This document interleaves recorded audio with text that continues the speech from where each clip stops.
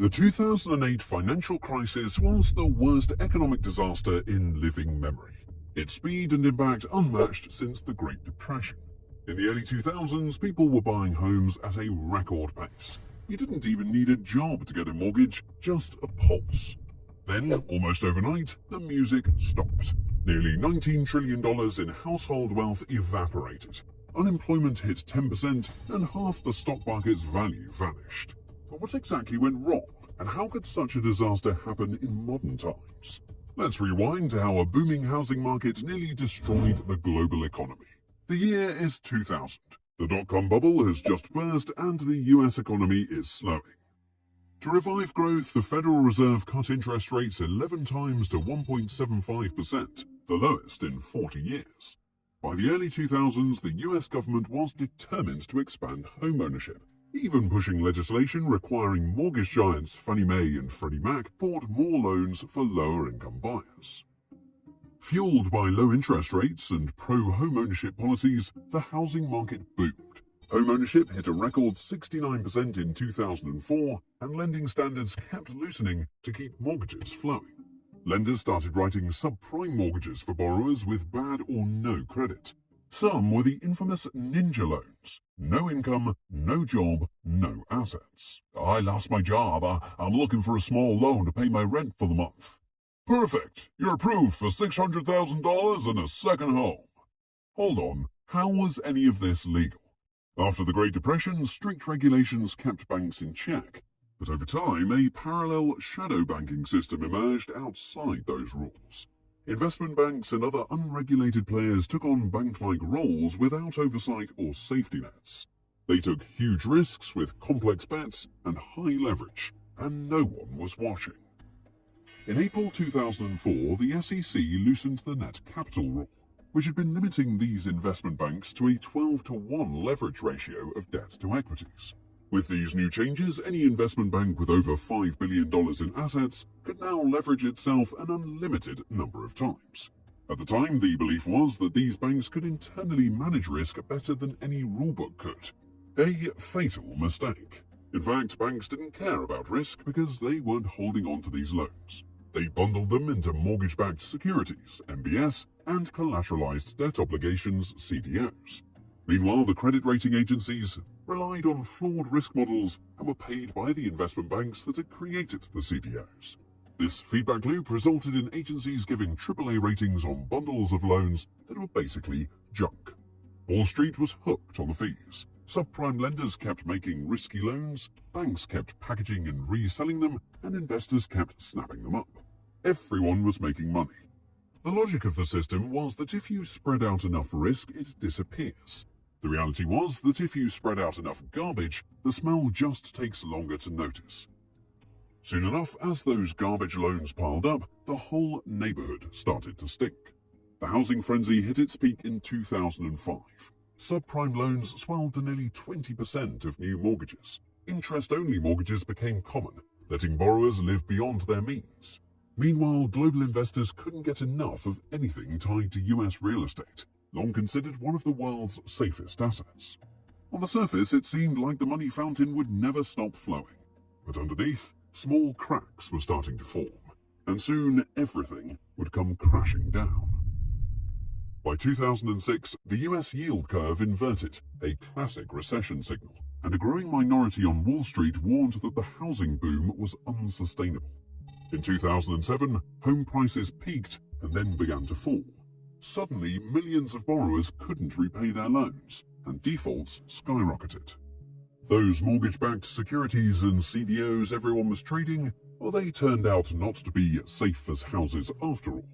Banks, insurers, and pension funds holding billions of dollars of these assets began bleeding cash. In early 2007, over 24 subprime lenders, including New Century, an industry juggernaut, went bust amid the surge in defaults and foreclosures. In mid-2007, 2 Bear Stearns hedge funds imploded under the weight of bad mortgage debts, sending shockwaves through Wall Street. Subprime loans made up only 13% of all mortgages, but they now accounted for about half of all foreclosures. As panic spread, credit markets went haywire.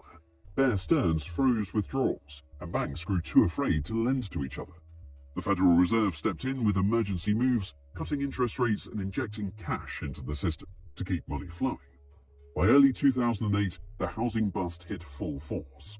Roughly a quarter of subprime mortgages had defaulted, and millions of homeowners went underwater, owing more on their mortgages than their homes were worth. Then, in March 2008, Bear Stearns, one of Wall Street's oldest investment banks, neared collapse. In a last-ditch rescue, the Fed helped broker a fire sale deal. JP Morgan Chase would buy Bear Stearns for just $2 a share, later raised to $10, with a $30 billion federal guarantee to seal the deal. As the crisis deepened, the US government seized Fannie Mae and Freddie Mac on September 6, 2008. These two mortgage giants, responsible for about half of all US home loans, were on the verge of failure, so the government stepped in to prevent an even bigger meltdown. Yet the worst was still to come. On September 15, 2008, Lehman Brothers, overexposed to toxic mortgage assets, went bankrupt after the government refused to save it, the largest bankruptcy in US history. The next day, the giant insurer AIG, crippled by mortgage losses, was rescued by the Fed with an $85 billion loan. By then, credit markets were frozen and the entire financial system was on the brink of collapse. With the financial world in freefall, Congress hurriedly passed a $700 billion bank bailout known as the Troubled Asset Relief Program, TARP, in early October 2008. It was a desperate bid to stabilize the banks and a stark acknowledgement of how close the economy was to total meltdown. The waves of damage quickly moved through the rest of the economy. The stock market collapsed, with the Dow Jones down nearly 40% from its peak by October. Credit had dried up. It was full-blown financial panic. Lehman just filed for bankruptcy. It's real. London wants to know if we're still good for that $2 billion in CDS exposure. What even is our exposure? We're holding CDOs squared, something called a synthetic mezzanine. Those make up 90% of our firm. And it's all gone. What? Trenches defaulted, swaps triggered, everything marked to zero, all of it's gone. Poof. While the crisis started on Wall Street, it didn't end there. About 4 million Americans lost their homes, and another 4.5 million fell into foreclosure or mortgage arrears. Approximately 8.7 million Americans lost their jobs, and unemployment hit 10%. The collapse didn't stop at the US border. European banks that had gorged on US mortgage securities were on the brink of failure. Iceland's entire banking system collapsed. Global stock markets plunged. Many were down 40 to 60% from their highs. And world trade shrank by nearly 10% in 2009. What did we learn? First, deregulation with no guardrails can be dangerous. The financial sector had too many loopholes and not enough oversight. Banks and investors gambled on exotic financial products like CDOs and credit default swaps without fully understanding the risks. Second, the watchdogs failed. Credit rating agencies slapped AAA ratings on toxic mortgage bonds because banks paid them to. And ultimately, they underestimated the risk of widespread mortgage defaults. Third, the Federal Reserve dropped the ball. Fed Chair Alan Greenspan's policies kept interest rates too low for too long and trusted banks to regulate themselves. These economic conditions helped inflate the housing bubble, and no one stepped in to rein it in. Finally, complex doesn't mean safe.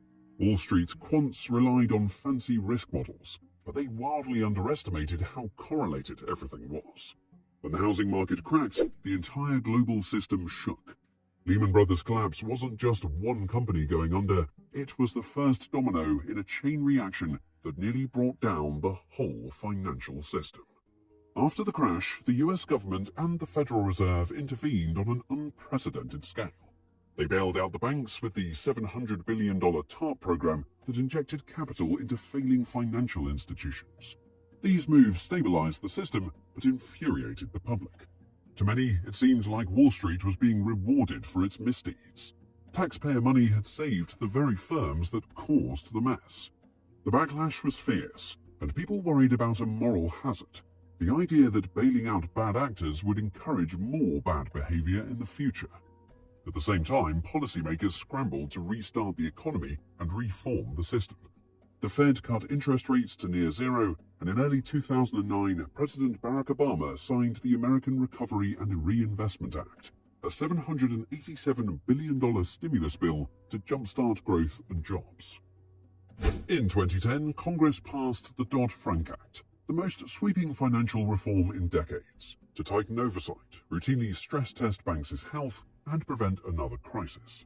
Dodd-Frank created a Consumer Financial Protection Bureau to protect consumers and imposed the Volcker Rule to stop banks from gambling with depositors' money.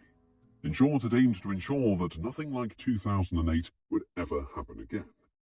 Globally, policymakers rolled out Basel III, a set of international banking rules that forced banks to hold more capital and take on less risk. The economy slowly recovered, but the pain lingered. The Great Recession officially ended in June 2009, but it didn't feel that way for ordinary Americans. Unemployment stayed high for years, and it took until the mid-2010s for home values and household incomes to get back to pre-crisis levels. Even the stock market took 6 years to regain its 2007 peak. The scars of 2008, foreclosed homes, lost jobs, and shattered trust endured long after the crisis. It wasn't just a few greedy bankers or a handful of unlucky homeowners that caused the crash. It was an entire system, a house of cards built on bad loans, fragile trust, negligence, and the belief that housing prices would never fall. Many on Wall Street truly believed they had solved the problem of risk. In truth, they simply buried it. Financial innovation isn't bad, but forgetting what you're investing in is. If something sounds too complex to fail, it's probably